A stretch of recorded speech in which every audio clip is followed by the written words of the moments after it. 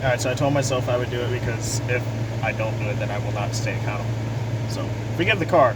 But, yesterday, I was reading Proverbs 31, and the rabbit hole began. So, pretty much what happened with it is the general premise of Proverbs 31, says King Lemuel, Lemuel, I believe is how he spelled it, got pretty much a talking to from his mother, who was an oracle. And then pretty much the talking to was what it's like to have a good woman, and just cherishing that in comparison to just straight like beauty or whatever else, which totally valid, very valid. But here was the thing that got me on the rabbit trail. King Lemuel, because it's Proverbs, which most Proverbs was written by Solomon, and the fact that she was an oracle. So the reason that those two things were like, hey, intriguing to me, is because who the devil is King Lemuel, whatever his name is, however you say it. So I just Googled, and there was some different speculations on that. But the first thing to keep in mind, there's a really good book called Cold Case Christianity, and it's this detective guy who, when he wrote it, was an atheist, so it was like very, very objective, which I like that. Pretty much was looking at these biblical writings as testimonials, because the way in which he was a detective for murder cases, and that's how he kind of put those two together. He viewed most of the New Testament and kind of how things were written as testimonials. And specifically, though, if you were looking at Proverbs, that would have been like the king's written testimonials. So, for someone to be named King Lemuel from a king's testimonials, that's saying that's an official document per that time period. So that was an actual dude. They just weren't sure who the dude was. So, most people think it's King Solomon, which if that was the case, that makes sense. But then that means his mom would be an oracle.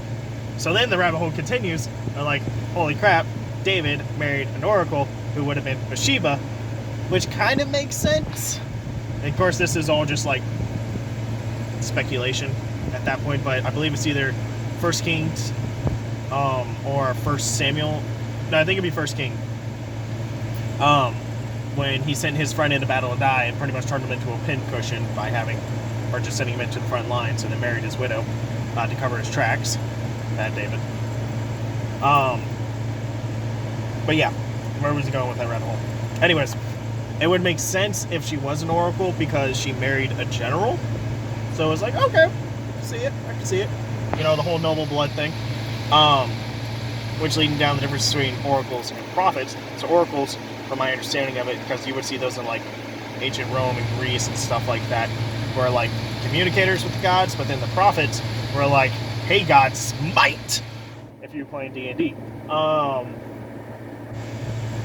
Yeah, that's the best way I can describe that, because the oracles were people that you would go to for answers. Prophets were the people that came to you when God was like, hey, listen up. So people feared the prophets, they didn't necessarily fear the oracles.